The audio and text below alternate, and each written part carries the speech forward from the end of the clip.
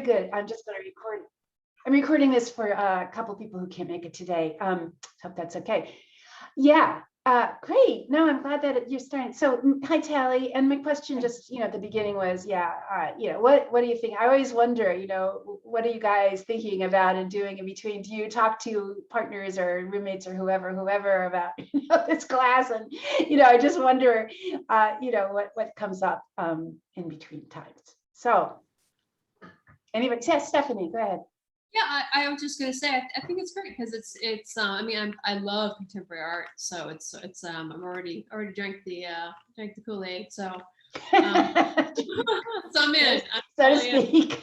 But it's fun to see, like, kind of get a reminder or learn new things on the history and kind of have a mix of both looking at, the history of artists and other artists, and also the exercises. And this exercise that we did, I've never done that before, so I think that's really fun, and it's had things I never have done before, and so that's what makes it great, to try new things and be stretched. Yeah, I really like seeing other people's work because everybody's got their own. I mean, when I was teaching, I could see all the different approaches. And it, like, I felt like it was a successful lesson when there were so many different approaches, and you didn't see, cookie cutter, and that's what I really, really like, seeing everybody's different approaches to the same assignment. It's fun. Yeah, and we're going to go look at those in just a second. I wanted to make sure and just kind of to reiterate that, this class really is about stretching you and asking, what's new for you? What did you learn? Way more than is a piece that you've done for this class. Well, I don't even use the words good or bad. People who have taken my class before, I'm just, I feel like that's just really beside the point. This doesn't mean anything. What we're trying to do here is stretch ourselves. So, I hope that you don't feel when you put your work up that it's going to be judged in any way, but that, what this is both to push you out of your comfort zone maybe, or to push you to do something you haven't done before, and to increase your learning. And of course, we're doing a lot of different things in here. So, it's not like we're trying to, it's not a class about kind of nurturing your own style necessarily. It's more like, shaking it up a little bit. So that's, again, just doors. I feel like doors are being opened. Good. Doors are that's how I look at it. Yeah, that's what it's all about. So I hope, and I know, putting our work out there in front of you people is always, a thing, of course it is. But I hope that during the class's course, you will all get to feel, supported in trying these new things and learning and growing. Okay, so let's go see. I'm very curious to see what you all did and to chat about it. And I'm hoping that Padlet is working for everybody. Love it. Yeah. Good. Cool. Great, because I know that's a little bit of a learning curve. It's, always. So no matter what class, it's always a little bit of a trying to get this all to work. But looks like many of you posted, not everybody, but we can just sort of see if it's anybody's has a real problem. Always just email it to me. That's always totally fine to do. All right, so Jean, we're going to look at what you did, and as we look at each person's, and we're going to spend 5 to 10 minutes on everybody. The question will be, what did you learn? What was new for you? And what are your thoughts about as you were working? So let's start with this one, and just tell us what's going on in your head. What was new for you? I just kept discovering things that I enjoyed in each one of these as I put them together and working. I have been working with new colors and new color combinations, colors that I've made, and I'm keeping in little jars with covers on them. Good. And so some of my marks are still there. Yeah. And some have gone underground. Yeah. And yes. Go ahead. I was just going to say, so, just to remind us of what this assignment was. So this was assignment about iteration, and I could ask you today to do the same thing that we did last week, which is to cut up these pieces again, and re-glue them again on new sheets of paper and then continue. So this is, an example of an exercise that you can do at any time and really create a whole body of work from working in this way, and it all started, it started somewhere. It started on your response to something. It's really call and response, and it is very much, in the line of what abstract expressionism is all about. But yeah, so go ahead. You were going to say something else? No, I'm actually quite pleased with most of them anyway. Good. So, and you stretched a little bit. I think that one of the things that might happen is that these can be the basis for a bigger painting and a painting on canvas rather than just paper. Yeah. Although I like these. Yeah. I like these. Fabulous. Yeah. Wonderful. Oh, good. And yeah, Kathleen, do you want to say what, you're The resonating first with? one, I First really, one, yeah, tell us a little bit about what, because I always like to do this when someone is complimentary, that's great, but you always want to. the first one I really reacted to emotionally. The dynamic, it's emotional, the depth, the line. Yeah, In abstraction, it's so awesome. There's not something you want to tell that is this, but it's dramatic, it's powerful, it's musical. There's Well, a thank cool you. comic Wow. aspect of the pool on the left, and Sold. then the jutting out of fourth of the teal with a black line cutting off, and the base of the darkness on the bottom. I think it's stunning. Like, thank you Oh, so much. good, I agree. great. That's really, yeah. So these, we know that these kinds of approaches, do have can have an emotional impact, and also they, they need a dialogue with the viewer. The viewer has to bring something to the picture, literally. We have to, it's a very different viewing experience, and so, that's part of the deal. It's like a dialogue. Yeah. Great. Anything you want to say about this one? No. Okay. I'm I all, feel like it's dancing figures, like yeah. from outer space, like 4 dancing figures around the space. Maybe Alien, that green one on the left bottom corner, but the real one on the upper right corner. Yes, I see that. Yeah. It looks Moving like around in imagination. time. It's so It looks a little wonderful. like an aerial view to me of, Yeah. Yeah. looking down on some movement going on below. I don't know, just, I mean, yeah. and you can also just kind of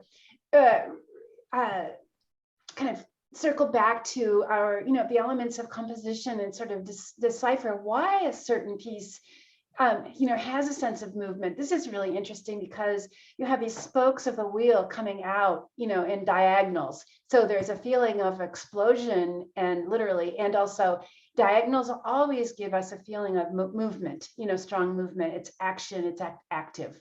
So, you can, again, I mean, I don't know if I said this last week, but I'm finding I'm saying this more and more, artists are kind of like magicians in that we sort of learn how to, I might say the word manipulate the viewer, but to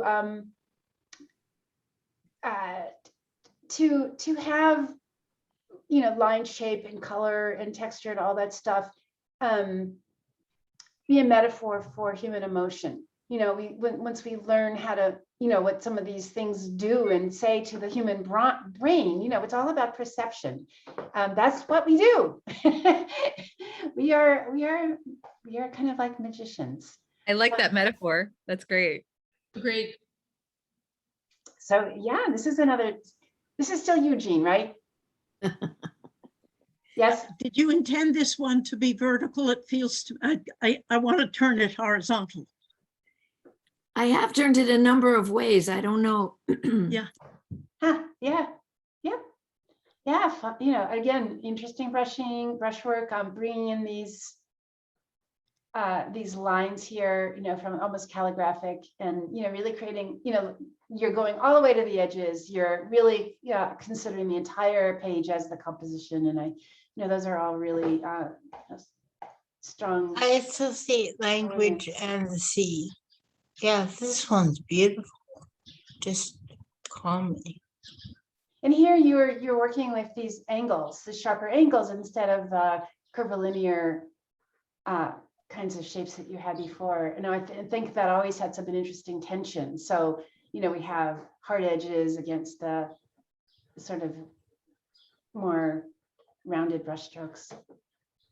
All right, great. So again, we don't want to spend too much time, and we're not, you know, critiquing these in any kind of a way, but, you know, it sounds like you were pushed, Jean, and kind of maybe, you know, moving into some, you know, all of the stuff you do, you know, it will inform other work.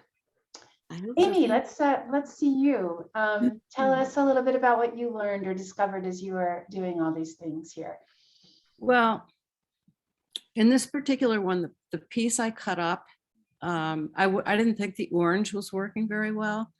And so I covered a paper with, you know, I painted orange in some of the quinacridone red there, and made a composition. And with all of mine, I didn't really, I didn't take them very far because I was trying to be a little bit conserving of the amount of time I spent on them. Yeah. You know, like more spontaneous. For me, I think I need to be there right now. Yeah. And Yeah. so I just kind of, you know, I said, okay, well, I like that. I'm going to stop right there. Yes, that's great. So Awesome. yeah, it's good to just say that to yourself. And it's Yeah. true. Sometimes we just need to stop and move on to the next one. It's like I said, this is always a really good thing. You never want to do just one of anything if you can help it, you know, because you kind of spread that anxiety over, you know, sort of performance anxiety over everything. And so nothing just ends up being like, oh my God, oh my God, oh my God. You know, it's like you can feel less precious about your efforts. I feel like it's charcoal and fire. I tried to use some of the similar kind of brush strokes and the energy I put into the teal when I was creating the background. So there'd be a little unity, you know, even though there's opposites. Exactly. Yeah. So. Yes, and this definitely speaks to contradictions, you know, or opposites or tension between, you know, one, you know, cooler kind of color and, you know, mark making, and then warmer, more, you know, that's engaging to the viewer, I think. Okay, let's see your next one here. Ooh, yeah. So, Very dramatic. There's Yeah. quite a lot of depth in this one, which I don't normally notice, but I'm looking through the black lines and wondering what's back there. And then I think the upper right is behind that those big black lines. It's very interesting. That's nice. Thank you. This is a little optical illusion where, you know, here, this sort of angle comes out toward us. And then back here, it seems to go behind everything. So it's really, you know, it's really popping out at us. Yeah. So that's a really interesting thing that you discovered there, Amy. Yeah. Great. How about this one? So you chose to cut very angularly. That was one thing, you know, that was a Yeah, choice. this Yep. time around, last time I used a lot of curves, and then, well, not some of them. And then I did go a little more angular and smaller with my pieces. Yeah. What size are these, Amy? I think they're still on that smaller side, maybe like 9 by 12. That's what I was going to guess. Yeah. Yeah. Yeah. Yeah. So again, that you know, you are using the repetition to unify the whole piece, which is really working. You're bringing all these things together, and then also creating, a visual sort of movement through. So I enter the picture here, and kind of swoop around and kind of swoop and swoop. So it's and my vision, my eyes never want to leave, because I'm always kind of right back into it. Another visual trick. Keep your audience engaged by making their eyes just stay in the picture plane. So great. Amy, what are you feeling like you're learning from doing all this? Is this really different for you, or something that you've done before? I'm surprised at how fresh each new composition is, even though I'm starting with something I've already done, and then I, snip it up and pan it out, and just, every time it feels like a fresh new thing. I'm surprised, and I like that aspect of it. This one I don't think I took as far as I could, but I liked the sort of flannelly look of it. Okay. So anyway, I might cut this one again. Yeah, exactly. Yeah. Very nice. Oh, wow. Yeah. This is Emotional. Yeah. Oh, thank you. I thought I overworked this one, but I wasn't. No. Great movement, very dynamic. Great. I love all the little dots too. They're helpful. Oh yeah, I spattered it. Yeah. Yes. Some other introduction of a different kind of mark making. Yeah, this feels very I think the word dynamic really applies to this one. Yeah. Angle and circle. Yeah, wow. Yeah. Thank you. Yep. And again, we're just, in the vortex here. Great, Amy. So it sounds like, you're gaining some thoughts about working a little more rapidly, maybe stopping before you think you might normally consider yourself done, taking some risks about that, which is great. That's a great thing to take away from this exercise. And I wonder, how would you feel if I, what do you think? What would you do if I said, all right, go and do this 5 more iterations? How would I think I'll be doing this again. Yeah, I think I'll be doing. I think this is a really nice way to feel unstuck. It's also a great way to get started when you are not sure where to start. It's like always hard to enter with a white piece of paper. And, this is an easy kind of way to get you almost immediately engaged, if this is a way that you like to work. Not everybody's going to prefer this, but great. All right, Tally, let's move on to you. 2 11 by 34 Jackson Pollock experimental pieces using collages piece from last week. Wow, so you're tackling Jackson and you're saying, okay. Can you turn it horizontal or not? I can't. This program doesn't allow me. We can just lie down. Yeah. Yes. Everybody turn your heads. So tell us, what did you learn here, Allie? Well, it was a really interesting process for me. There you go. That's right. Blow it up a little. Yeah. I was just desperate to do something. I couldn't think of how I wanted to play this stuff out. And then suddenly, as I was waking up, I thought, okay, after complaining about Jackson Pollock, why don't I try one?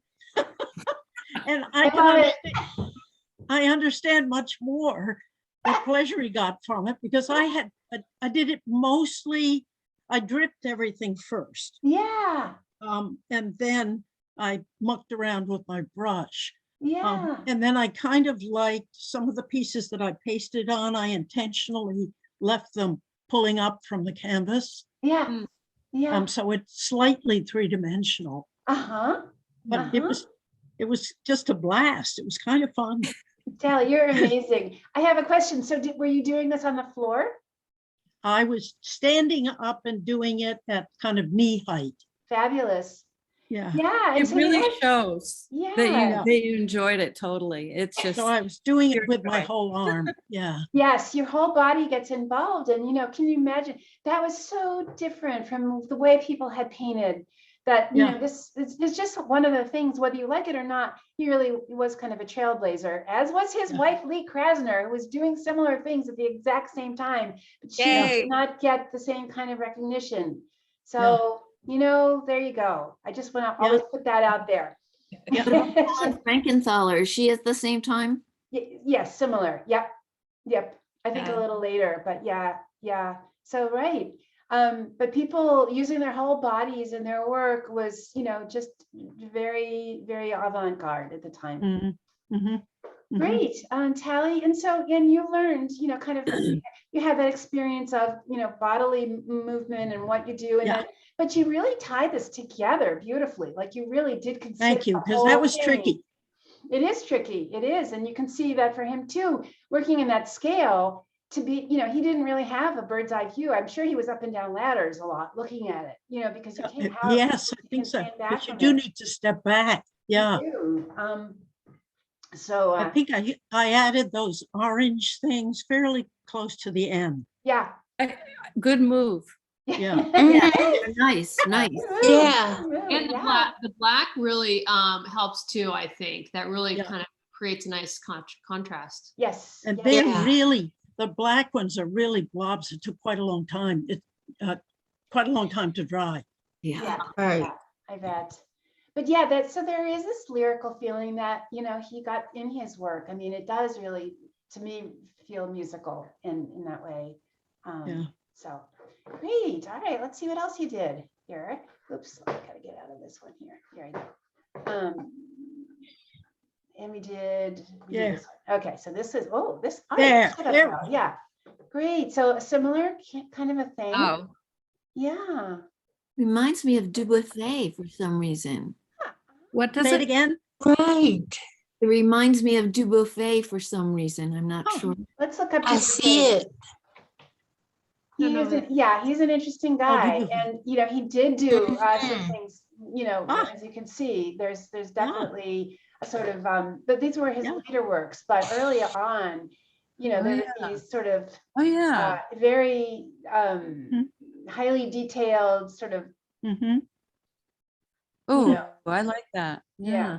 where you could see he was, you know, looking around. He called his art brute, you know, savage art, you know, art that was kind of, I always liked that he said he wanted his art to feel you know, impress upon the viewer like burnt spinach, something you know, kind of hard to take, a little bit. Anyway, so I digress. Let's go. Sorry. Let's see, where we're down here. We just lost you. Yeah. So yeah. And you know, again, you have there's lyricism through it. You know, and yeah. So what did you learn? What do you now think of Jackson? A little more appreciation, but the fact that I spent about 20 minutes on each of them made me Ah. think, what the heck? Ah. But for my process, I think the big learning thing was looking so much on color.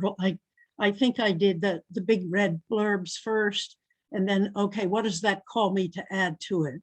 Yeah. Well, I don't remember the sequence exactly, but I just remember that I was much more conscious of how one color was reacting to the other. That's very Um, interesting. And you and know, then- right? Go Yeah, ahead. and then the other thing that was interesting is that I suddenly thought, well, I don't want all the edges to be white. Yeah.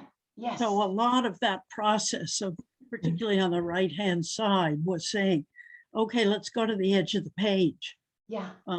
to see if it feels more complete. And I think the answer is yes. Oh, yes, absolutely. No, really well thought out. I think this is really interesting. This part here, well, throughout the whole thing, there is a sense of depth. Do you all see that? You know, this is I do. interesting because Yeah. of the layering of it and, you know, the variety of colors, because this red comes way forward, you know, and is on top of all this stuff, it does feel as though we could go back into the space here, which is another, you know. It feels like a playground to me, like Oh, you could yeah. walk inside and walk around and go down some chutes and, Yeah. you know.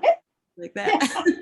Yeah, so there's, There are a couple of pieces, I'm just looking at the original, um, that actually stick out, uh-huh, but they're not very obvious in a photograph. But I Okay. played around with that some too. oh, I see what you're saying. Yes, the three-dimensionality of the, like your flaps of paper coming out. Yeah, yeah. It's like the freedom of rite of spring, of explosion of yes. You're very poetic. Do you write I poetry? know, you should be a writer, Kathleen, Really? Yeah. I agree. and a painter. I know, no kidding. Well, I write and paint. you do, yeah, well Good. said. All right, let's see. So, Tally, that's of you. Yeah. Kathleen, your turn. Yes, tell us what you learned. What was your approach?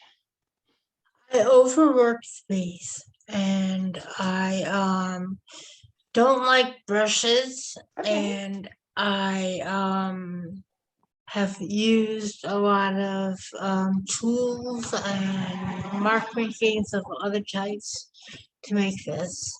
Great. And I didn't have a lot of time this week. Okay. Mm-hmm. I'm usually a square person, but Yeah. I'm playing around with the circle. Great. Uh-huh. Were you using sort of printmaking techniques here? Yes, multiple. Yeah. Yeah, yeah, yeah. I love this. Yeah. It's really interesting. Mhm. Yeah. Yeah. It feels like so many different textures all at once. It's beautiful. It also has this an implied depth, and it's interesting to see how that happens. I think the white space I for like me, that. does that, allows that Yeah. to happen. Yeah. That's I really like how it draws you in and then it almost fades away toward the top right. Yeah.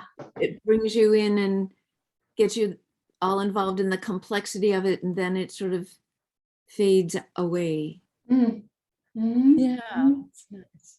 Yeah, so some of these things that you find are, that you might do, any of us might do that are feel accidental, can, once you sort of look at them at the end, you can learn from, oh, when I did this and this, it, created that effect, and you can hold on to that and use it again sometime. So that's a great way to work with this. Yeah, there's another one. How big is this one, Kathleen? Mm. 24 by 36. Okay, oh, nice big sheet Wow, of paper. pretty Great, great. Good. Excellent. Yeah, so I like this. Yeah. More organized. more organized, yes. Did It you? feels like do there's you- a veil. There's a veil, like kind of like going over those black stripes at the bottom. Mhm, Mhm. mhm. It's not static, it's moving. It's kind of like fluttering or something like that. I like that, the softness of it is really beautiful against the L on the right and bottom. Yeah, Really. yeah. I really scrubbed the surface. The black isn't black, it's purple brown. Oh, uh-huh. Yep. Yeah. Very nice. Really like it. Yeah, printmaking techniques for painting are super. They really give you so many more possibilities than brushes. Brushes can take you so far, and then the sky's the limit once you start to look at the things that are that you have around the house, even just to make marks with or make stampings with. It's pretty exciting. All right, let's see, and here's another one here. Yeah.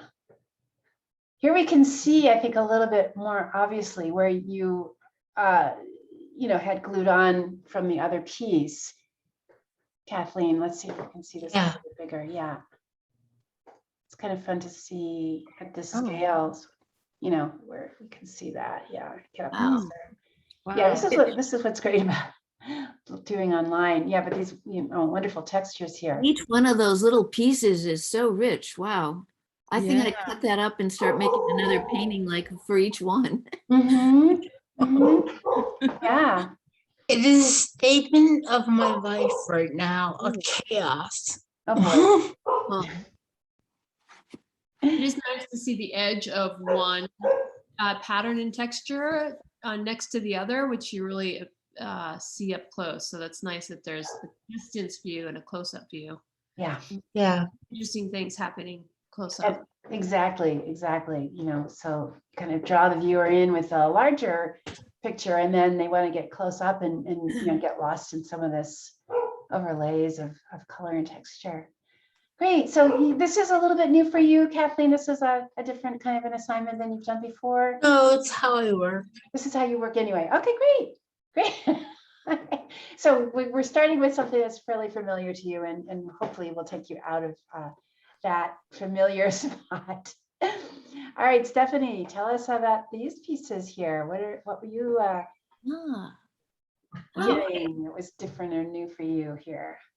Well, I think I think it's a great exercise for me. I've never done this before. I think what I've learned from it, or I know what I've learned from it, is I wish I had more textural material to start with, because my beginning paintings just got very dense. So, for example, the area in the upper left here, I find that the most interesting. And then the rest got a little flat. And I, like someone else, I don't know who mentioned that they were using, maybe it was Tammy, maybe they're mentioning they were using some materials that they were kind of extras. I was kind of doing the same. Like I never, Yeah, I never used purple, and I had this leftover blue. yeah, go for it. Absolutely, absolutely. Yeah, that's kind of Yeah. so again, I would love to do it again, and I would have more textured paper. Yeah. Like like Amy had a lot of great textures in hers, so that would make it more fun and more possibilities. Yes. Actually, I love the simplicity of it. And I'm not bothered at all by the depth and richness on the left and the flatness on the right. It seems to work to me. Yeah. Right. How big is it? So all my things, I have this artist sketch pad that's 8.5 by 11. So I'm just trying to doing everything from this paper pad. That's So fine. 8.5 by 11, but it's it's sketch I paper. really appreciate it. I like it. The I colors. like how the fuzziness plays against the line. Yes, Like the purple fuzziness and the purple line. exactly. And I was going to say too that there's also for me this illusion too of like what's in front and what's behind. The way this is cut here, for me it goes back and forth really in an interesting way. And yeah, the less busy quality is a little bit different. It's nice to see that. It kind of gives you a sense of what's possible when the palette when things are just a little bit less busy. Quite. The I second like- movement of a symphony, the second movement, totally. Mm.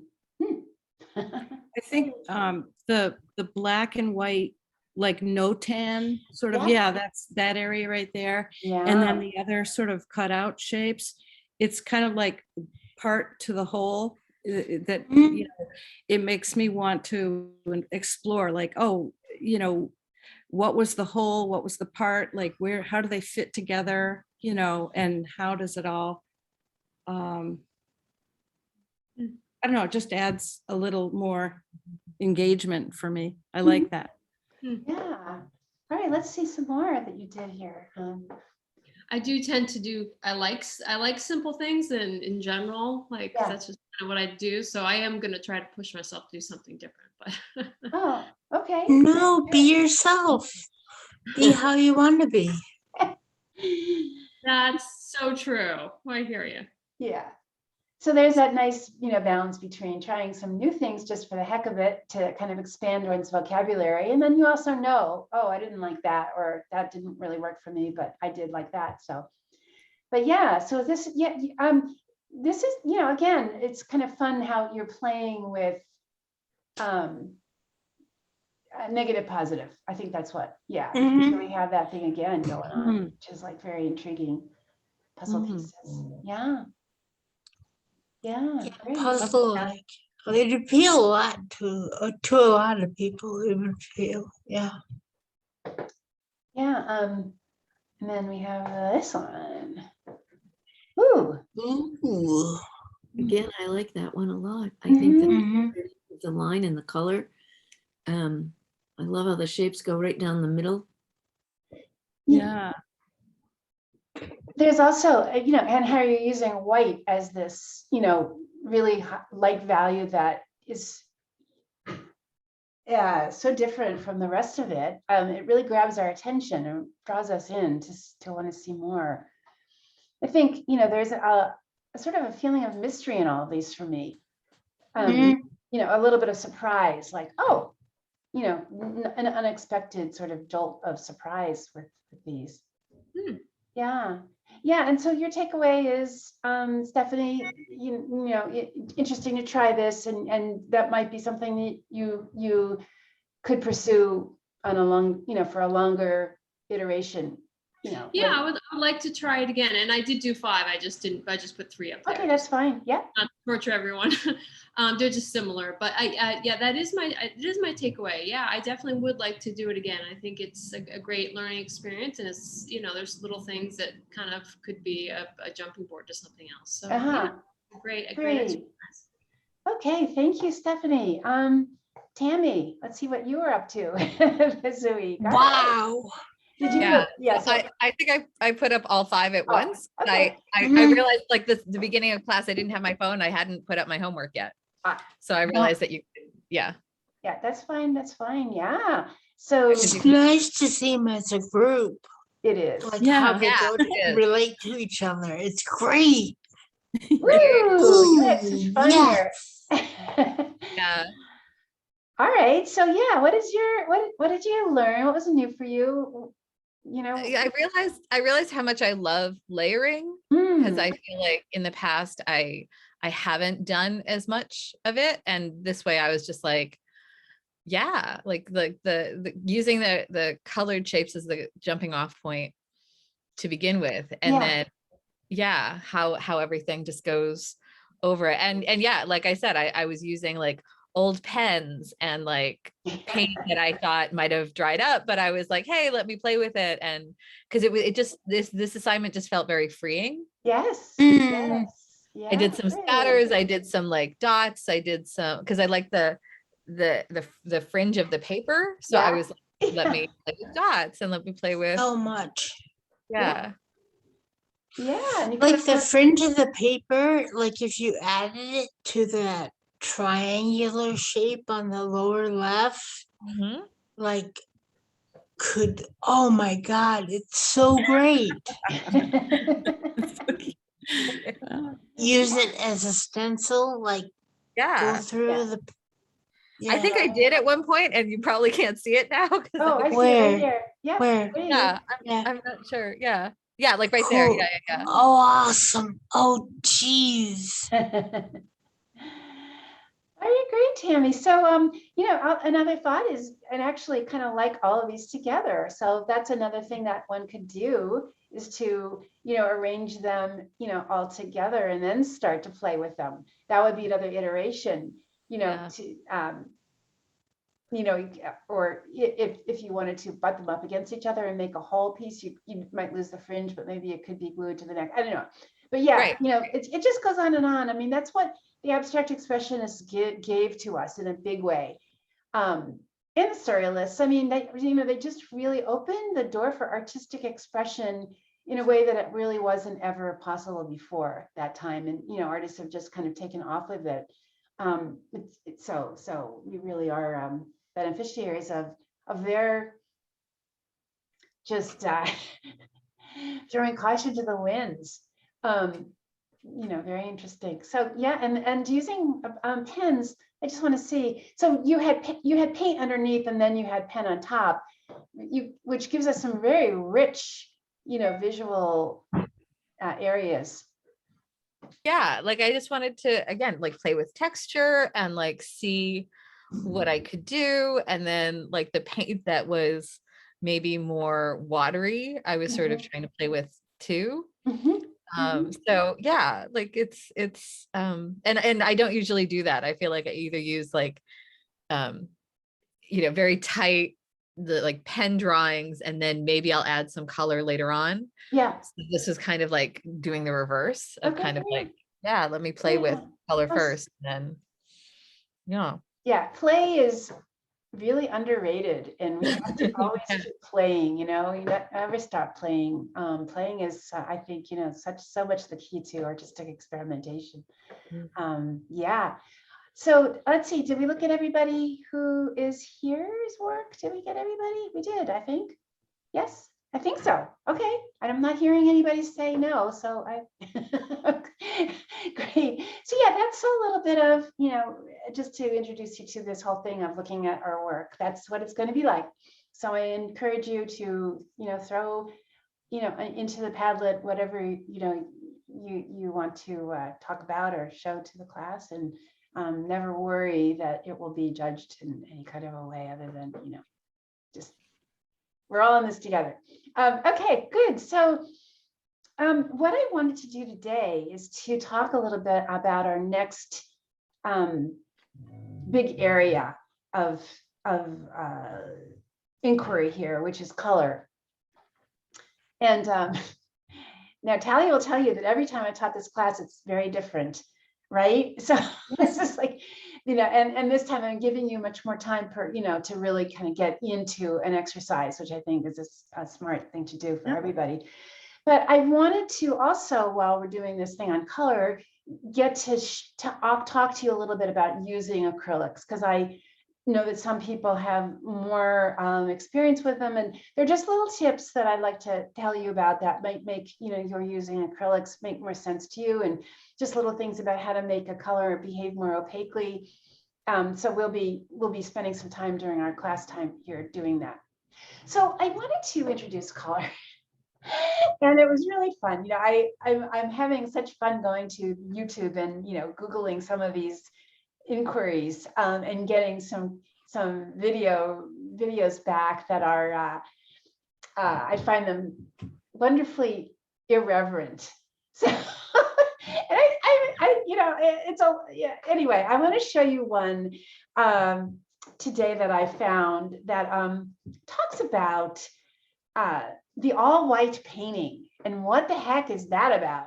So speaking of color, we'll start with all white, and enjoy this this little video, and we're going to talk about it. So why these all white paintings are in museums and mine are not. All right, like I said, very irreverent, but kind of catches you, brings you up short. Canvas with some texture. I do see a white dot there, but I don't know if that's supposed to be there. It looks like something I would cook on, like a baking sheet. Could be a lot of flies stuck to a bit of paper. Yeah, because I will put this down on my floor tiles. These people are describing Robert Ryman's painting, Bridge. It sold for $20.6 million at a Christie's auction in 2015. How is an all-white painting considered art, and why would anyone shell out millions for something like this? There are a lot of these quote-unquote white paintings. Many people trace them back to Kazimierz Muliewicz's 1918 work, White on White. But there are many artists who created these kind of paintings. Agnes Martin, Joe Baer, Joseph Albers. Most of these artists were associated with an art movement called minimalism, which emerged in the late 1950s. When I say the minimalists, I mean minimalism with a capital M, not a lowercase. This is Elizabeth Sherman. She's an assistant curator at the Whitney Museum in New York. It's tempting to look at one of these paintings and think some jerk just took a tube of white paint and spread it on a canvas, but it's not actually that easy. I mean, mine rules, obviously, because I'm a f***ing genius, but there's usually a lot more than meets the eye. White isn't really a pure thing. White is always tinted in some way. Paint is made up of a variety of pigments. If you've ever painted the walls of your house, you know how many different whites there are to choose from, and maybe if you only look at one, it looks like pure white, but when you hold them up in an array, you can see the subtle differences. It's blue, it's green, it's purple, it's warm, it's cold. And when you get close, not too close, there's a lot going on here. Lines, texture, patterns, even color. There are a lot of subtle intricacies that make it more than just a white canvas. Minimalist artists wanted their work to embody order, simplicity, and harmony. These artists began with these ideas as a rejection of abstract expressionism. Abstract expressionism was a movement of artists in the 1940s and 50s who thought that art should be gestural, expressive, and emotional.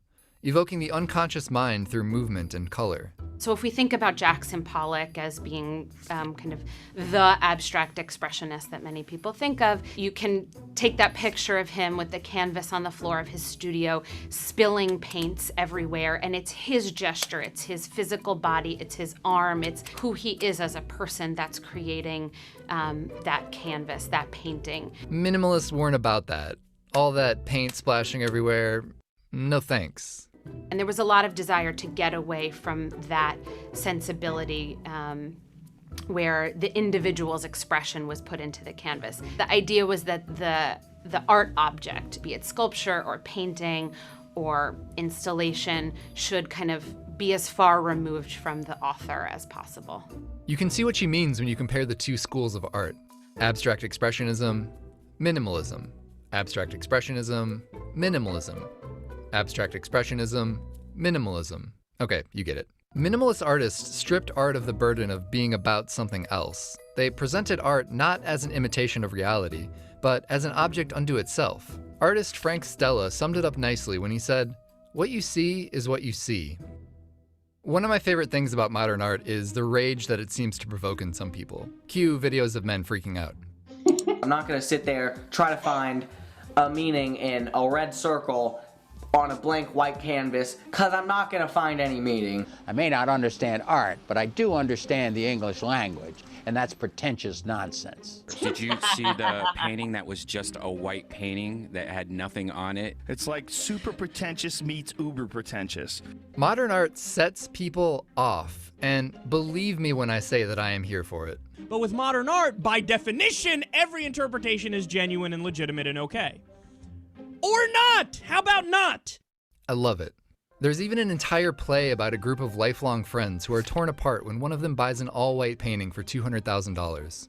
With a very kind of absent blank painting, you have to do a lot more work in some ways than maybe you have to do with, let's say, pop art that has tons of obvious references, and you see the Coca-Cola or the American flag and you can say, I have all of these relationships with these objects, with these brands, with these things.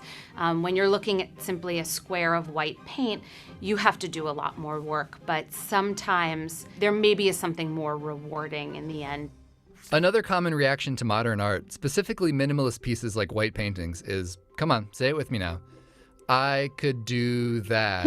Good. Almost no matter what show I've worked on in my career, somebody has said that. While there is a lot of skill in a lot of modern and contemporary art, there's also a lot of art that is more about the idea than it is about skill. And so yes, you could do it, but you didn't. Damn, Elizabeth. And that may sound obnoxious or flip, but the reality is that once art begins to live just as much in the mind as it does in the eye, you have to bring your ideas as well as your physical construction of the work.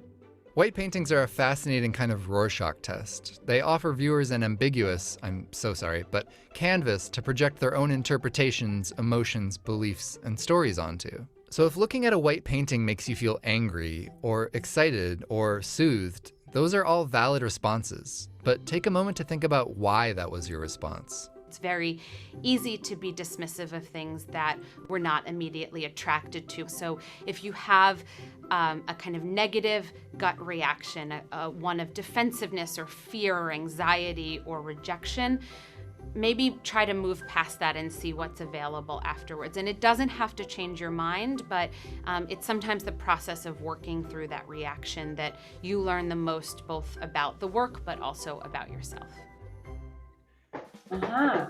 Okay. Love it. Woo! As I said, delightfully irreverent. This is not art history class. Yeah, what did you think about that? Andy Rooney, like, he just loves to complain about everything, and he's kind of like, here's another thing I can complain about. Right. I mean, yeah, and it's a little scary because, you do get these reactions, but yeah, so minimalism, again, this was a reaction against abstract expressionism. And, it really does take things down to their basics. And yet, I think right now we are living in a time where minimalist design is appreciated again, and to a great extent. Yeah, but what do you think? What does this all bring to mind to you?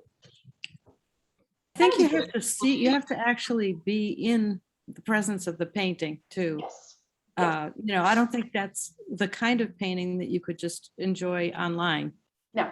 You'd have to be there with it and, explore it, maybe. I enjoyed bringing all my friends, like 6 different friends, to Rothko exhibit at the MFA, and each of them had a different experience of the paintings. And I talked to them about it, and one would say, I see this or I see that, or one would say, it's great that this here. My friend, who's a librarian, a poet, I mean, by the time I got to the last room, I was literally weeping at the black canvas. And I'm a person who is an emotional person, and I saw around the room the people who had no reaction to it. And that's okay too. Yeah. But I was in tears and felt so much power and depth in them. But other people didn't. Other people may have liked writing little tiny dots of cuneiform. Yeah. Many different reactions, and it really depends on the person, doesn't it? But it's such a different thing, as she was saying, from looking at something that represents, imagery and that we can relate to so easily. It really, again, this kind of work demands that the viewer have a dialogue with the work. It's just, you need to try and do that. You have to have an open mind to do that. And it is threatening to people. And so I think, it brings up a lot to me. Like, I don't think we want to get into this whole long discussion about, but it's just, and honestly, the only thing is, it scares me that there are people out there who tell you, like especially those guys who are like, oh my God, I could do that, blah, blah, blah, but who are like actively angry about it, that are shutting it off from other people to experience, so that everybody goes in with this idea of hating it and not allowing that emotion to come through. Because I do agree, like when you're in the presence of the art in person, that it can be like opera, like you may not understand it or the technique or whatever, but just like let yourself just experience it and just be there. I just have to say, I am in Buffalo, New York, where a lot of people do not appreciate art whatsoever. So to show them a white painting is going to just make them hate art even more. They actually don't like art. They don't care about it. They don't want it in their lives, and they're not going to exercise their mind. It is frightening to me. I don't even necessarily expect people to go and, that are just brand new to art, to expect them to think something of a white painting or a minimalist painting if they can't even understand Vincent van Gogh. So there's a lot of education that has not happened in our own culture about what is art, what is it portraying, what is it telling about society, where are we now? How can you not, I'm sorry, I can't even understand people who don't relate to Vincent van Gogh. But that's there. And I don't know what to say. Showing them a white painting is only making them more upset than even just letting them to go to see Vincent van. They were never taught anything about how art is a part of our culture, a part of our lives. Why are we here? What are we doing? I don't know. Yeah. I do feel like that minimalism is way over for some people's depth of human thought of how they're living their lives. I don't know what to say. Mm-hmm. Well, I mean, I think the enjoyment and the enjoyment of art and just appreciation of art, I think it's somewhat learned. And some people haven't had that education or exposure, just like, certain kinds of food. And, those yeah. I think it's washed out of children about 4th grade. I mean, that's when you pump it in. That's right. That's when teachers are supposed to pump it in, but our education system just keeps pumping it out. They don't want them to be involved in that. They want them to go, I don't know, to business and make money or something. They don't encourage children after a certain age to express themselves or be involved in art. You have to really be there and want to do it, I think. Yeah.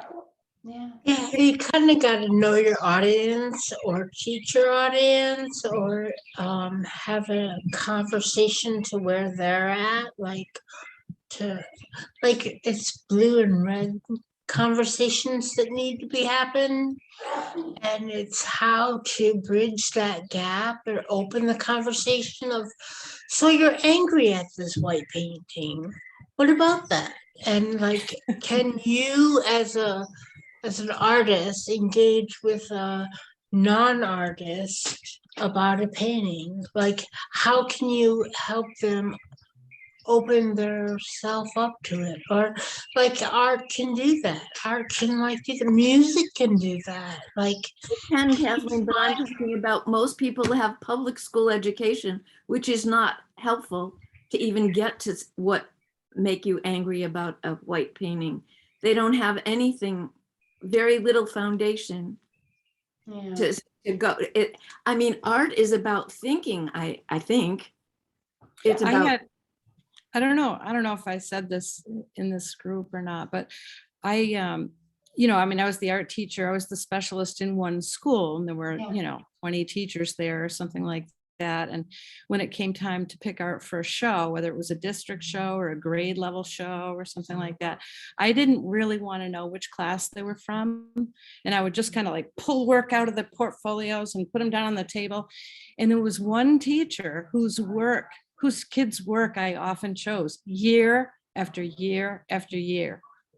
And she was, a classroom teacher. And I thought that was really fascinating because it just showed that she allowed her kids free thought and experimentation and just celebrating themselves. And just, I don't know, maybe I'm reading too much into it, but when it happens year after year, there's something there. Yeah. Well, all right. So I mean, yeah, this is a I'm sorry.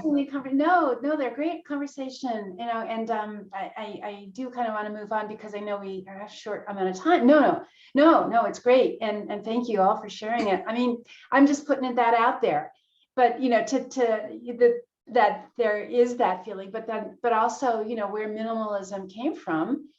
And also how it still is very much a part of the vocabulary that some artists will use today. So yes, it kind of came to the fore in the 50s, I guess, 50s, 60s, the last century, that is. A lot of artists are using that in their vocabulary. So what I want to do now is to kind of take us into color.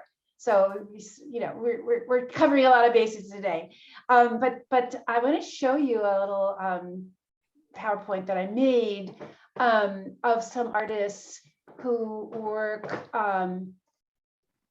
with pure color, and that is their work, their theme, and or at least part of the time. So let me just get this here. I think this is it.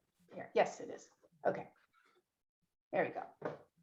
So let me just bring this up here, go into slideshow mode. Oh, no, I showed this last time, never mind. Sorry, actually, I showed this for the color class. Yeah, this is good too, but I actually want to take you through to some other ones that I had put together for this class. Anyway, why are these guys in there? Yeah, you might ask. Hold on a second. No, not this. All right, let me look up contemporary. Go to my PowerPoint here. Yeah, so here it is, Anish Kapoor.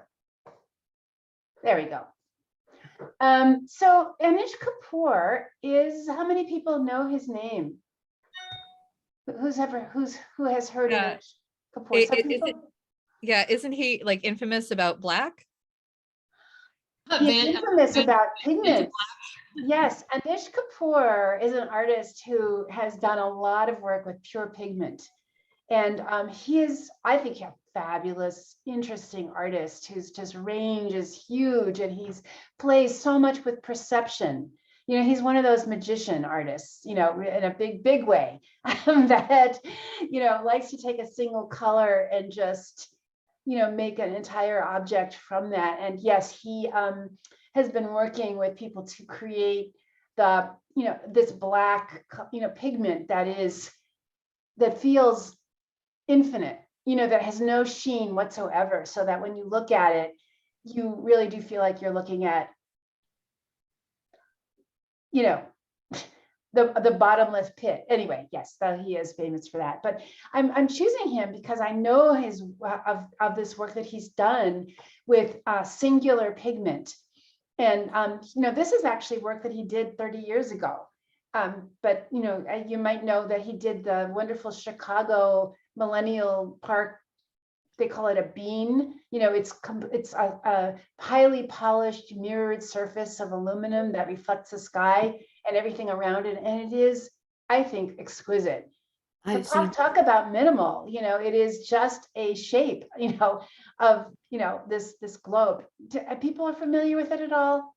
I saw it, I think, in Chicago. Great. So some people, yeah. But anyway, Adria, yeah. I have a question. Yeah.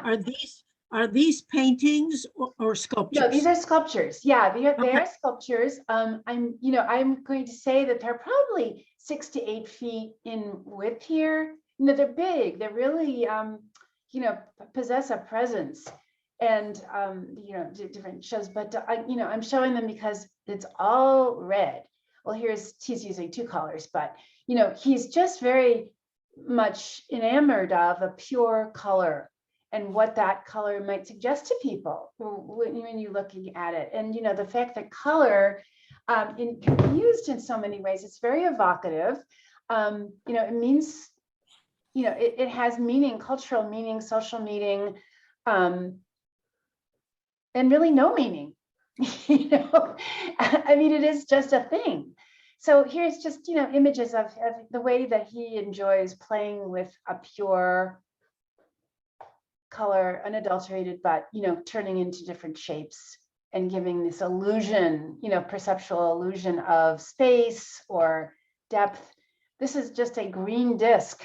You know, I think that it has no actual change in color. I don't think it does, but I could be wrong. But I think it's just a flat disc that is on the wall. But he often plays with very subtle sculptural elements. Like this might be a dish that's just got a slight dip in it, you know, so the way that it holds the light is a little bit different from this side to the next. But anyways, here's another one. Yeah, this shows you how it actually does have an indentation. But you know, it's literally carved into the wall. You know, he really spends a lot of time making these objects that, you know, the illusion in the front is that it doesn't, you know, have a change. But when you look at it from the side, you see that it does have a depth, but just a single color. What are they made of?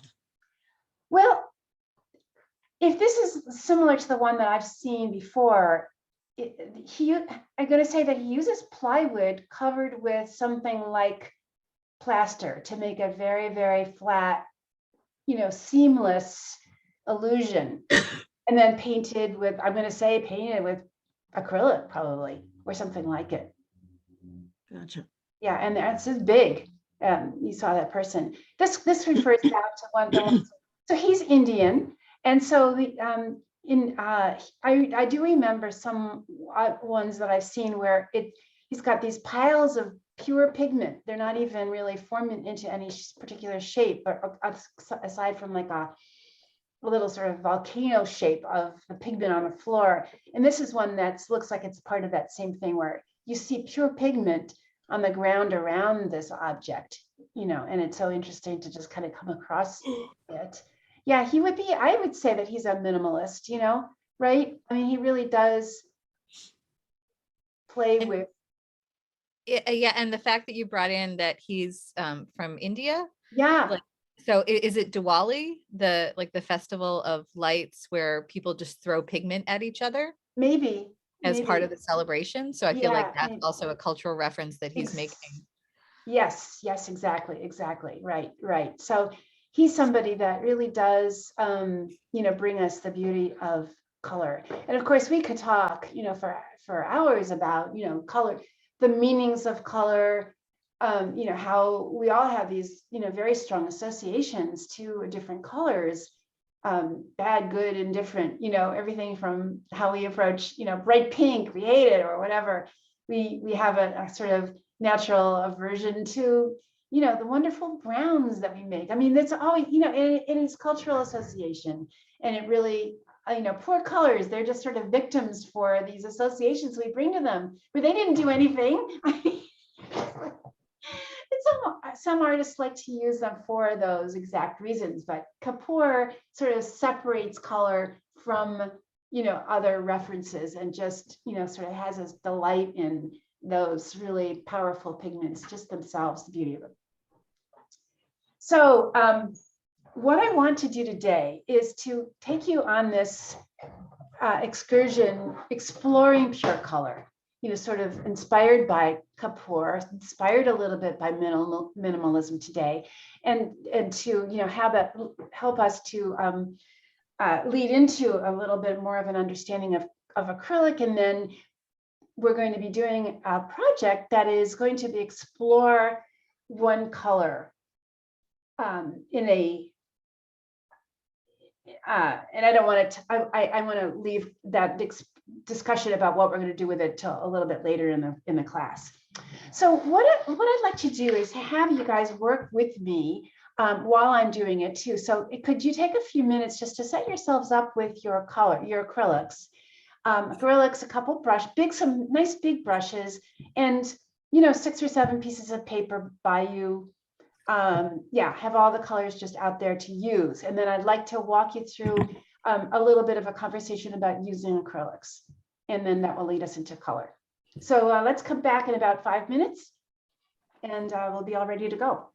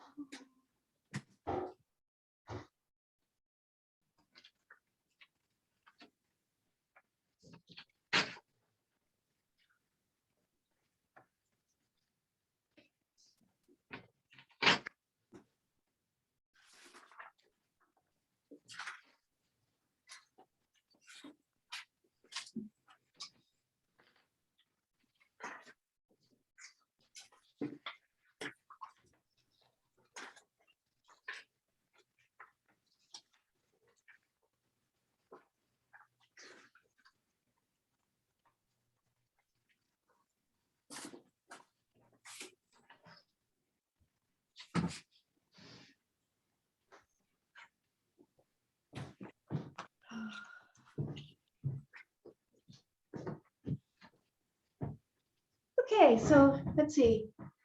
How are we doing? Getting close?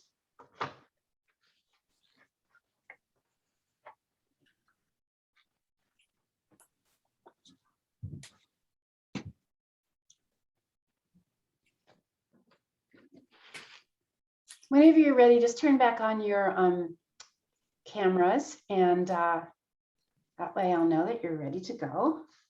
How many paints should we? Well, it would be, I mean, I think it's a good idea just to have your whole palette out there, just because, yeah, I mean, you'll see what we're going to be doing. I mean, yeah, just to be on the safe side, have it all. Okay.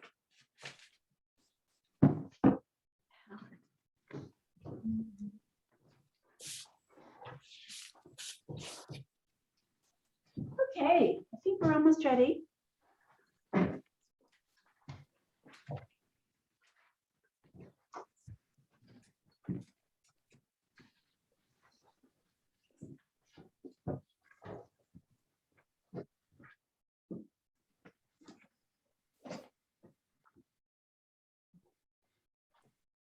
Great. So how many people, would just raise your hand and let me know, how many people do you feel fairly familiar with acrylics?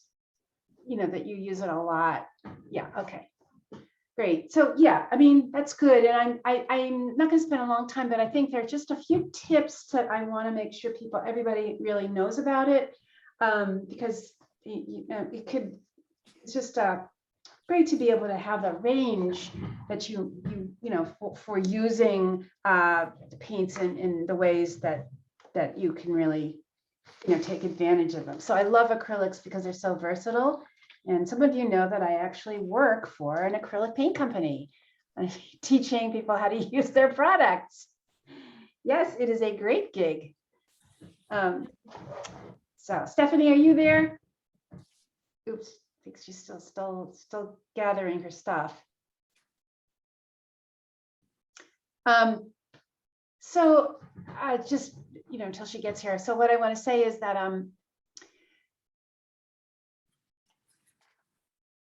this, the thing that people really sometimes have a hard time with acrylics is that they dry pretty quickly. They do, but there are ways that you can slow down that time to drying time. But also, they are very versatile in that you can mix them with a lot of water and get them to look pretty watercolor-like. But I find that a lot of people don't realize that you can also paint with them opaquely without needing to paint thickly by adding a little bit of white. So I want to take everybody through the paces of this. And I also want to show you what I'd like to do in terms of color. All right, Stephanie, are you there? No, not yet.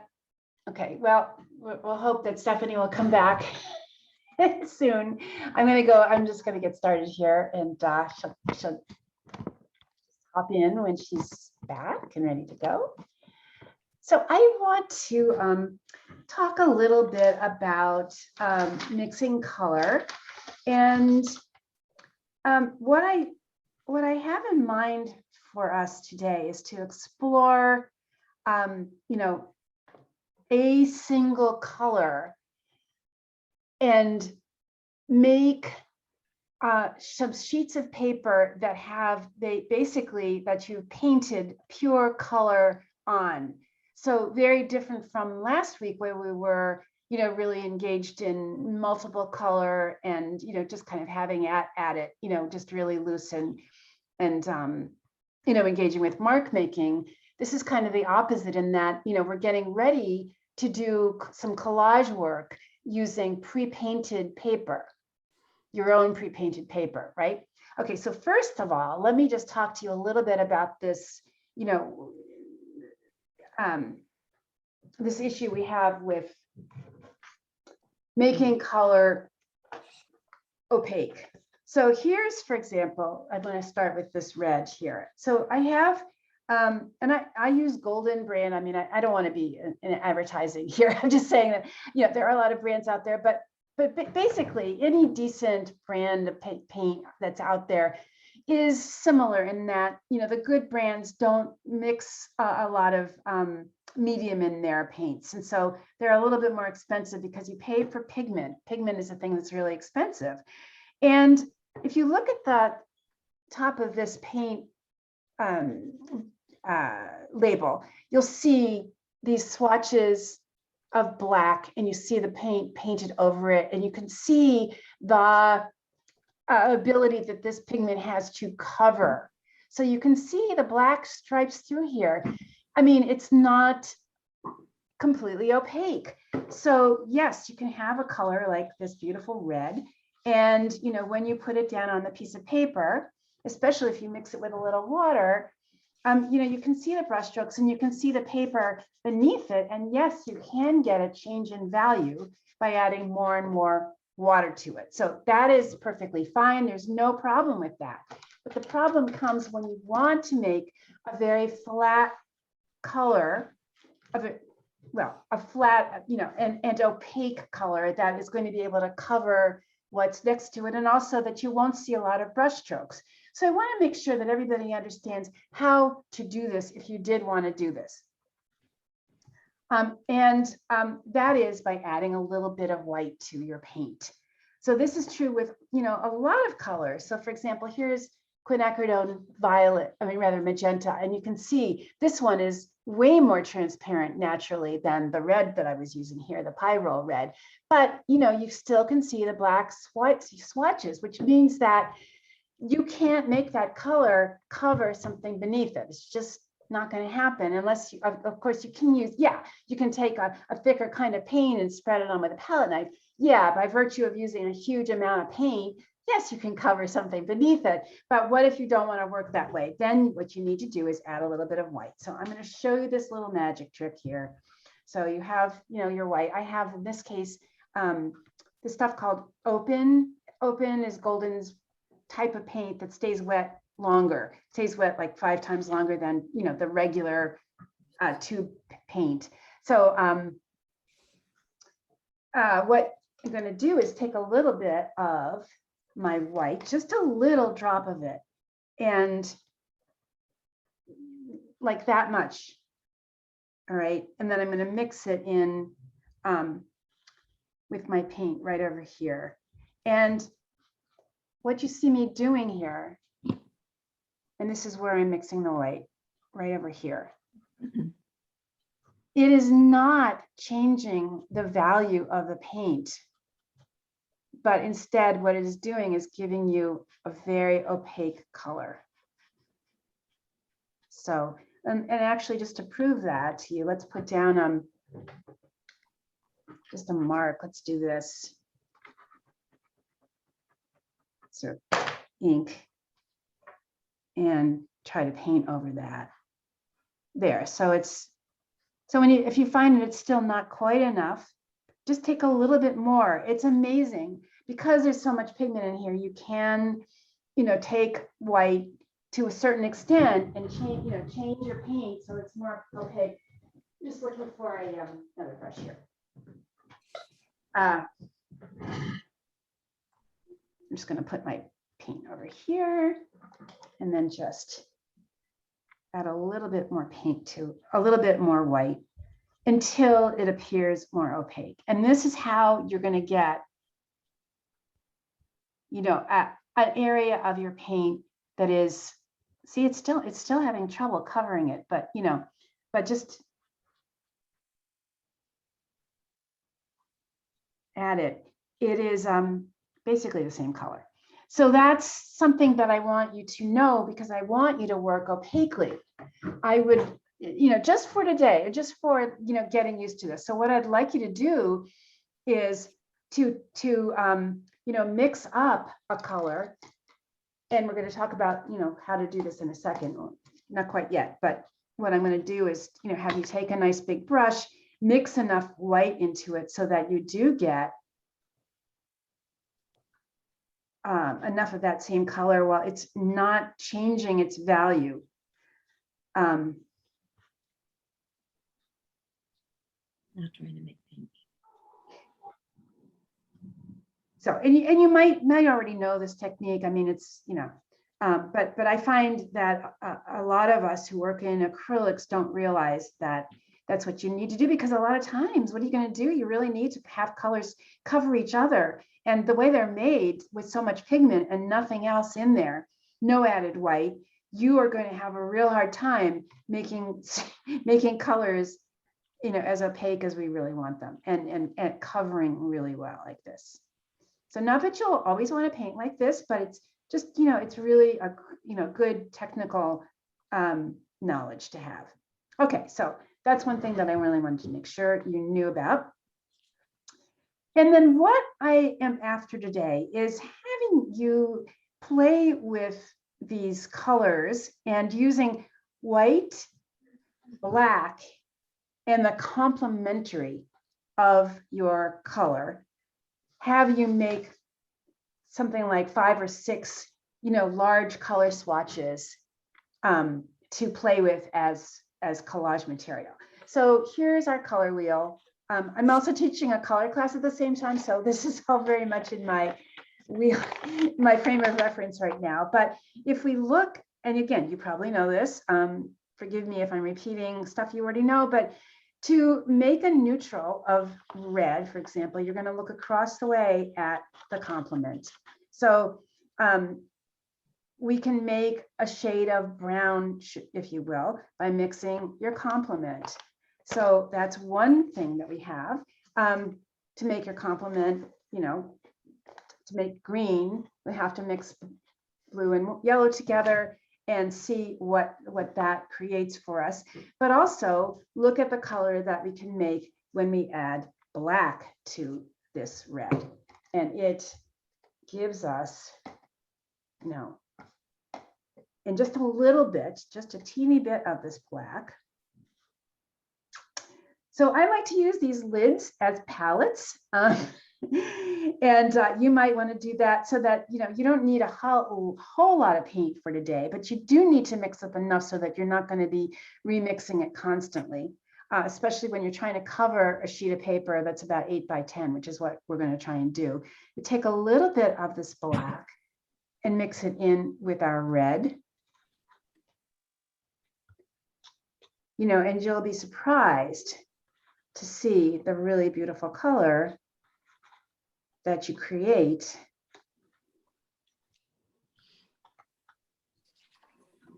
And you've got this. And so this is also a color. It just has a little tiny bit of white in it.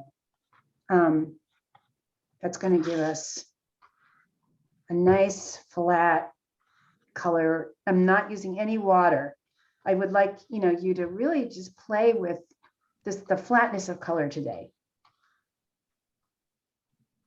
So you can see that really beautiful color. And then of course, on the other side of it, what happens when you add white or make a tint a lot more white than we just did.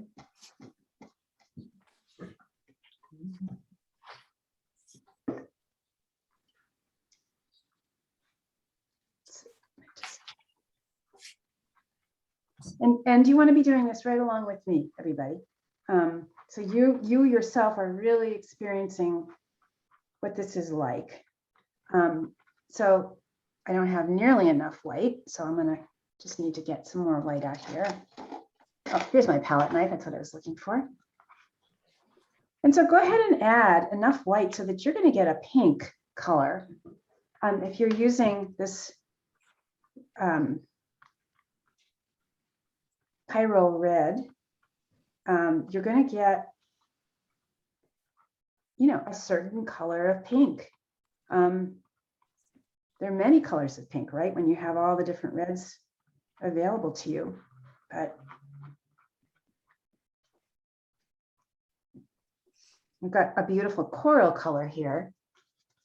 And, you know, if it's not quite light enough, you know, just keep adding a little bit more white to it until you get a color that you feel is light enough. So what is light enough? So what I'm going to do is actually, once we get, you know, past this part of the experimentation process, what I want you to do is to mix up a light value of, and I'm going to ask you to pick your own color. You don't have to use red, but this is a great way to start. So that you have this range of colors that all stem from your one main color. And that's going to tie together this composition that you're going to be working with. So like Anish, we're going to sort of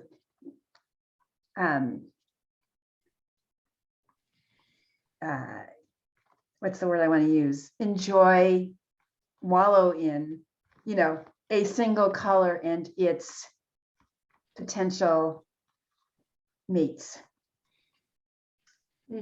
So anybody have questions about adding the white? Did you notice that that happened? Is that something? Well, I'm very confused. Yes. So you showed us first the reds. First of all, I have some golden paint, but I have a lot of the cheaper versions too. Okay, that's fine. Yeah.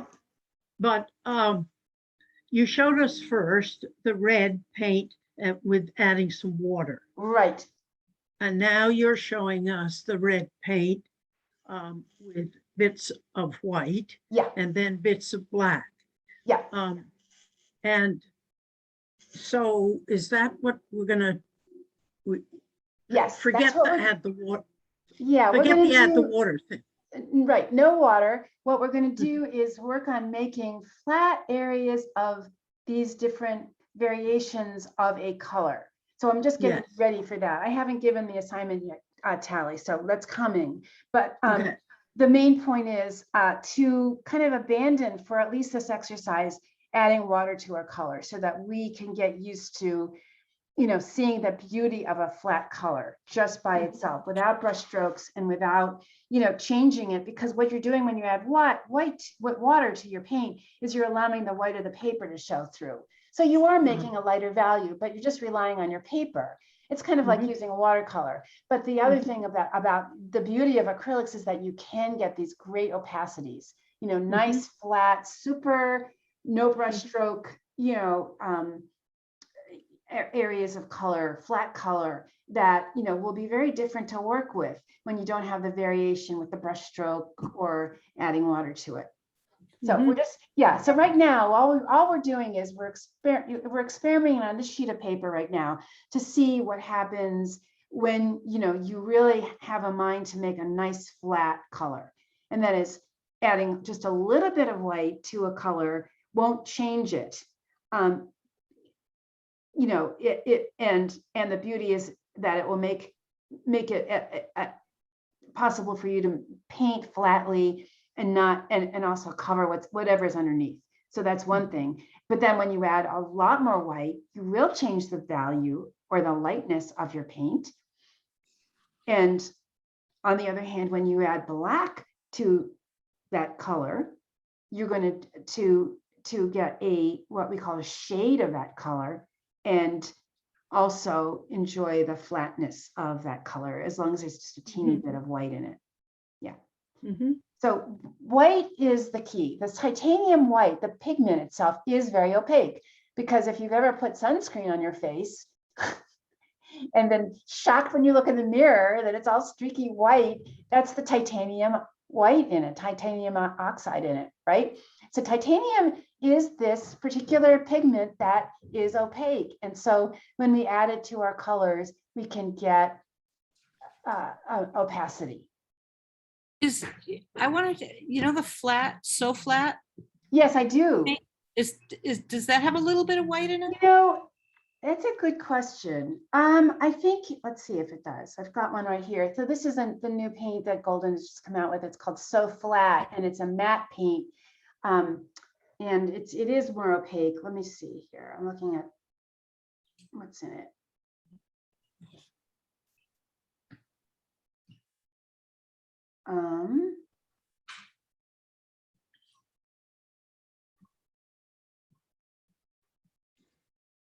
Oh. No, it doesn't have white in it. That's interesting. Huh. At least that's what it says here. PWB. I'm thinking it must have a little white. Yeah, I think it does have a little white. Absolutely, Amy. It has to. Okay. Well, this color does. Well, it's called pink. Oh, okay. Yeah, I mean, I'm pretty sure that they must do that. Plus they add matting agents in it too, but that's another story for another day. Yeah. So how are we doing with this mixing? So all we're doing right now is playing a little bit with our colors, working on opacity, working on getting a nice flat, solid color, just for the heck of it, because it's important to know that you can do this. And also for our assignment, which is going to involve color swatches that are derived from a single color. Okay, then the last thing that I want you to do before we actually dive right into our assignment today is to take your color, to take the red and go add a little bit of green to it and see if you can come out with a nice neutral, like a brown, a brown color that is mixed from your red. So you'll have to either make green or pour a little bit of green, green if you've got a pigment. I don't have green up here. I'm going to have to make my green by mixing yellow and blue together. And of course, which yellow I'm using and which blue I'm using is important. What if we started with green? Orange? Yeah.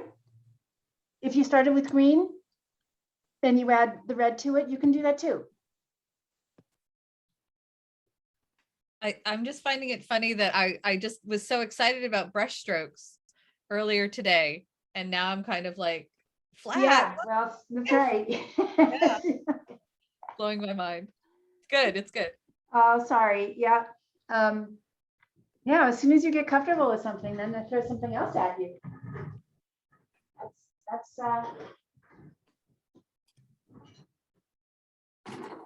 how it is, Tammy.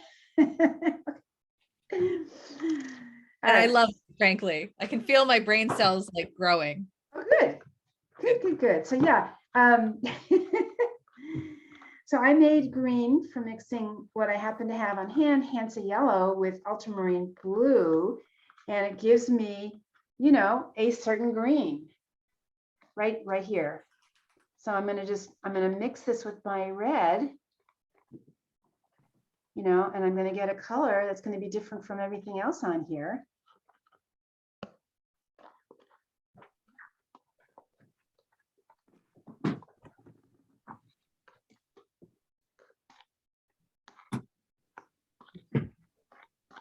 And you can add just a little tiny, like a drop of yellow, drop of your white, because that is going to give you a more opaque color.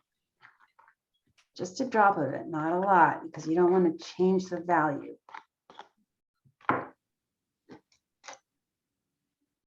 And then take a look at what that color makes.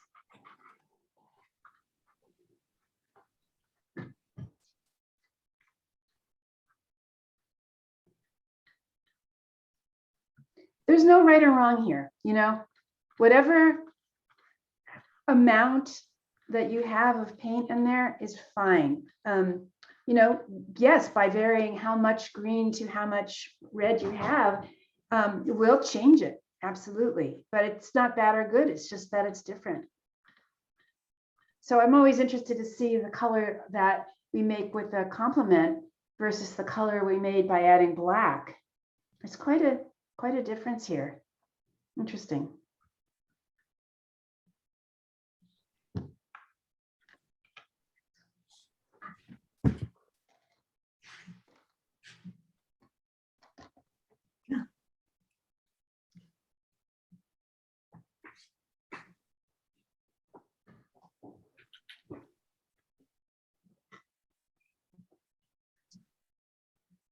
So what I would like you to do is to spend, some time in class today making these the 8x10 sheets of paper that are going to be variations on a color that you choose. So, you know, what you blue, green, you know, yellow, purple, whatever, it doesn't matter.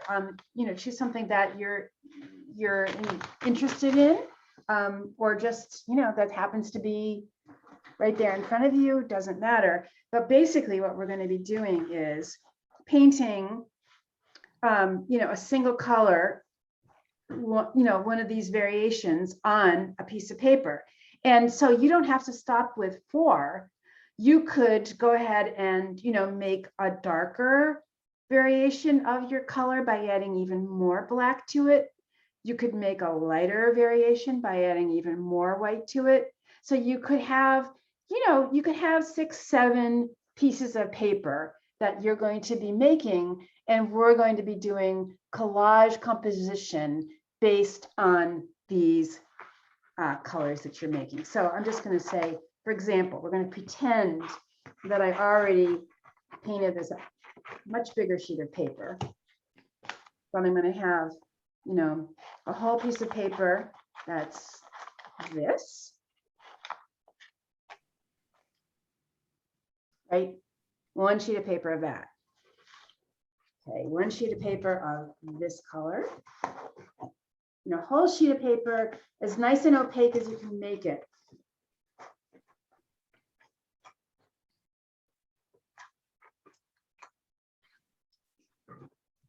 You know, same thing with the one you've added a lot of white to.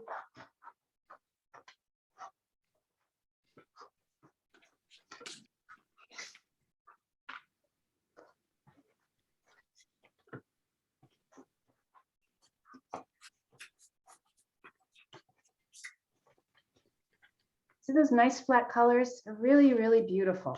And I love, you know, flat color just to you know, get an appreciation of the color itself. It's just, you know, it's not, you know, it can be distracted by brush strokes in this. And, you know, again, this isn't like you have to work this way. This is just, this is a wonderful option. This is knowing how to do this, knowing that you can get these big colors, and, you know, flat, knowing how to get nice flat color can really be a great variation for you. So you have, you know, say X number of these different variations on your color. And then what I'm going to ask you to do is to put together some compositions with them. Put together. I mean, I like us to work in kind of relatively small, but not too small compositions. I'm thinking maybe, oh, I don't know, 6 by 6 or so. Make 5 different compositions, you know, in a 6 by 6 little square, and see what you can come up with, just limiting yourself to the single color and its possibilities. So, Adria, yes. these swatches that we're doing are of solid color, are they, did you say 8 by 10 or? Well, yeah, I mean, I think it's nice to have that size, because if I ask you to do 5 of these, you know, that's a good number to have, you know. Okay. Yes. So like 8 by 10 sheet of paper with a solid color on it, and, you know, letting it dry gives you, you know, a lot of the single color to be able to play with. So questions? People confused? Yes, no, maybe? You can tear your colors into different shapes. You could cut them, you could tear and cut them, but we're just going to use collage right now to, you know, play with these variations on these gorgeous single colors.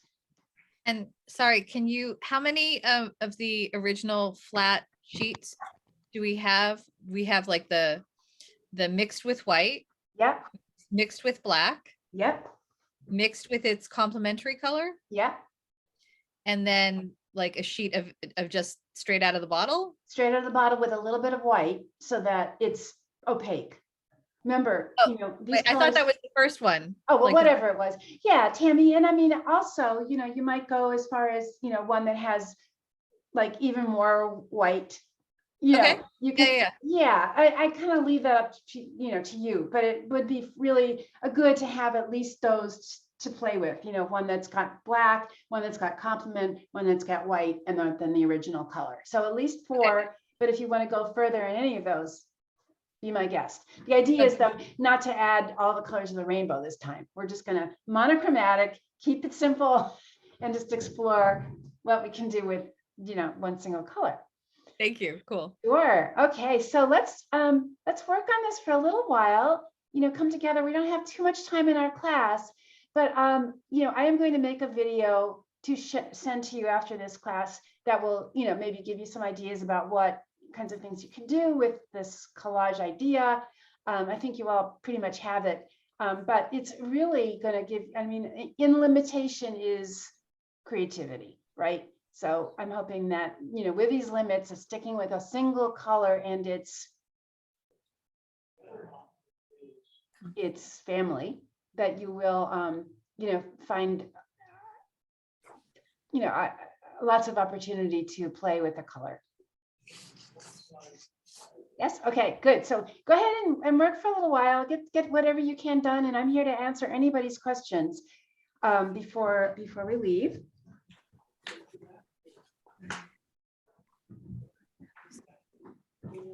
Okay, I'm making some progress, but I'm still pretty confused. The last question helped me. Good. So the goal is to make 5 sheets that we can then make collage from. Yes, right? at least. Okay. Yeah. And the first sheet should be the pure color. The pure color. The second sheet with some black added. Yep. The third sheet with some white added. Yep. And the fourth sheet with complementary. With a complement. Yeah. And where's the fifth? And the fifth could be Tally really, one that has even more black added to it. Okay. Or one that has even more white added to it. So you Okay. get, if you're working with red, for example, you have 2 shades of pink. Right. 2 tints. And we're basically working with red. Well, we can start with any color. Yes, any color, right. But we just explored red in class altogether. So we would, kind of all be on the same page at the same time. Okay. Yeah. Well, if I were to start, I don't know if I want to do this, but with blue. Yeah. There's a lot of different pure blues, I think. Yeah, pick one. That's So the you thing about color. Yeah, it just Yeah. kind of goes crazy. So whatever's coming out, like if it's cobalt blue, that's fine. If it's Fine, ultramarine, Yeah, fine. because it's all, yes, because your variations will still be the same. Adding black, adding white, making sure that you can make it opaque by adding a little tiny bit of white, and then going to its complement. And of course, Okay. there are others, but by sticking with that, we're just kind of limiting our choices a bit. Okay, and the last question I think is, once you choose your color, let's say I'm choosing red. Yeah. You do the whole thing. I'll end up with 5 sheets of paper that are variations on red. Exactly. Yeah. Exactly. Okay. Yeah. And we're also really trying hard to make opacity, nice flat Gotcha. colors that don't have much. Yeah, that's great, Jean. Good. Yeah. Yeah. Beautiful. Okay. Yep. So, right. I really want to stress just learning how to do opaque colors, because I do find that a lot of my students are just not, it's not in their wheelhouse. And it's so important to know how to do that. Yeah.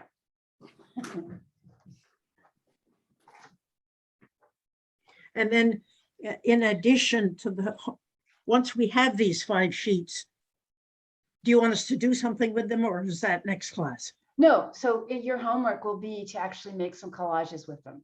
Okay. Yeah. Yeah. So when you're done, let them dry nice and solidly. And then you're going to go back and you're going to make 5 6x6 little collages. Got it. Okay. Yeah. But Now I understand. Yeah. And I'll send all this information to you in the email. I know it gets confusing. There's a lot out there, but yeah, I think playing with color, eliminating, any kind of reference from it, just seeing the color by itself should really be fun. And it's something you haven't done before, really is great learning experience, I think.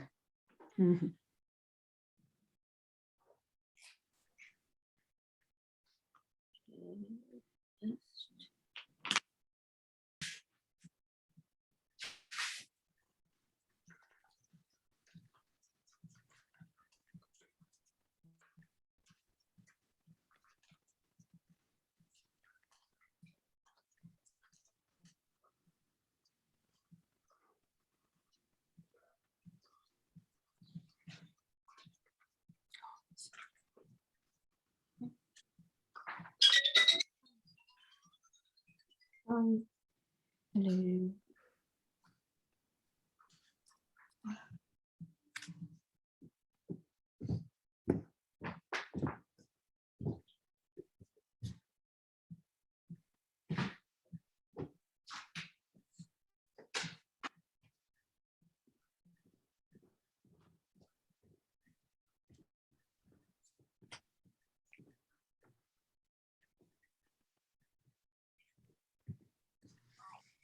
Hi, are you calling by accident?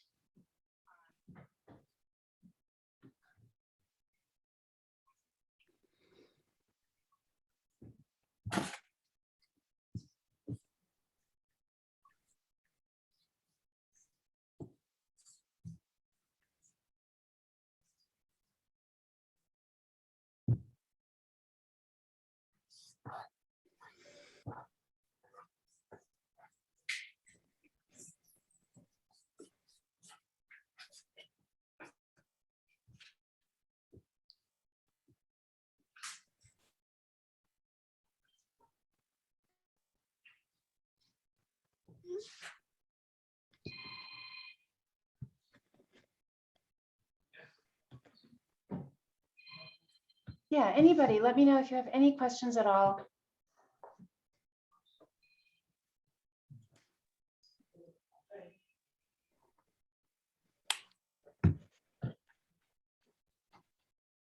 No, when you're painting your pieces of paper, you'll probably need like, I'm going to say about two to 3 tablespoons of paint. That should, I think that should cover an 8 by 10 sheet of paper. Yeah. I'm hoping so.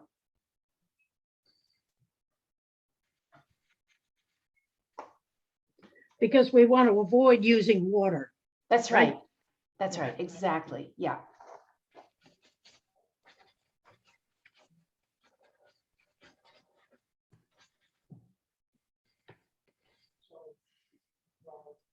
I mean, unless you are working with the tube paints, those heavy body paints, in which case you might need a little bit of water. So loosen it up a little bit because you don't want to be like struggling to get it on the paper. But I think I was saying fluid, the fluid kinds of acrylics are good ones to get.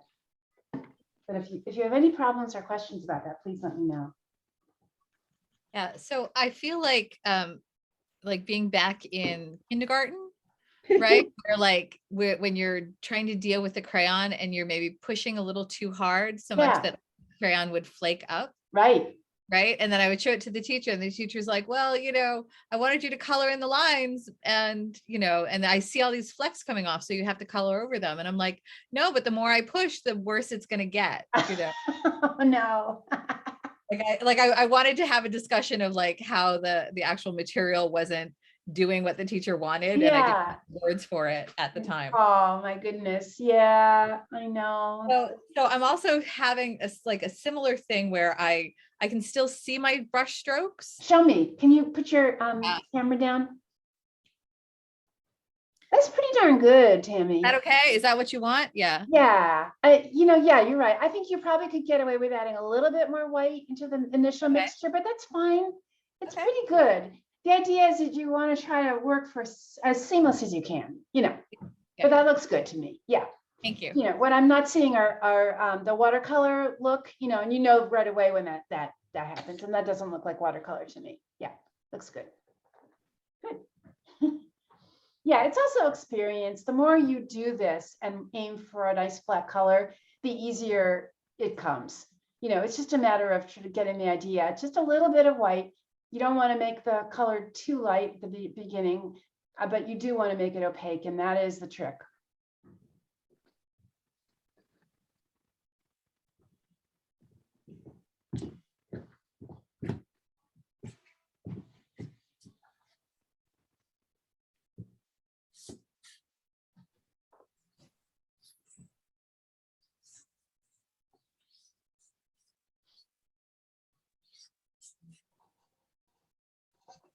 How are we doing? Are the rest of you feeling pretty good about the opacity?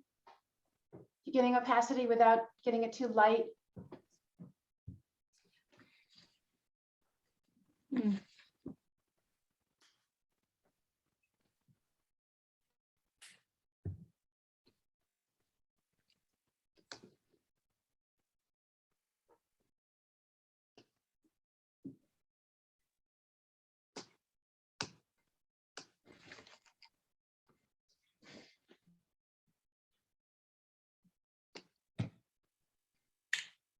Last question, I hope.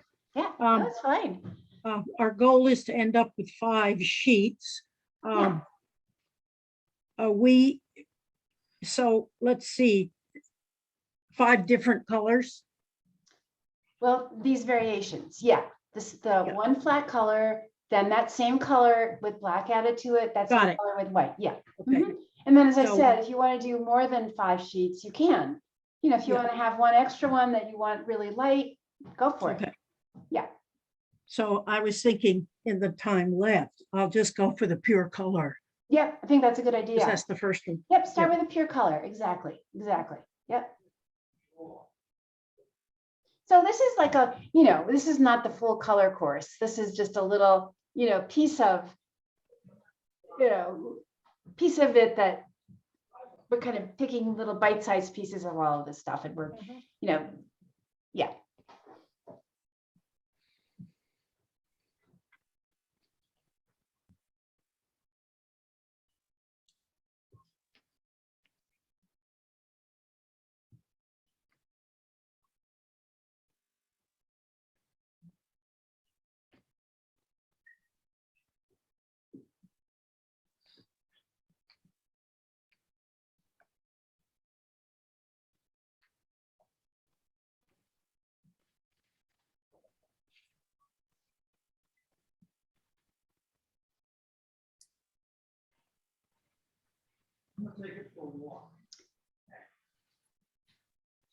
Okay, everybody. So, sounds like everybody is pretty engaged. You know what to do. The start part, anyway, kept getting prepared.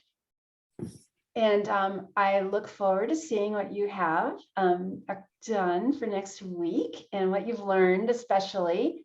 And I'm hoping this is a fun assignment that's, both structured enough, but giving you enough leeway to kind of play within those frameworks. Yeah. Good. And, we're sort of thinking about the minimalists a bit and what that means. Doesn't necessarily have to, be something that happens in your work, but I think for this particular assignment, let's keep it non-representational. I was really energized by people's work. Thanks.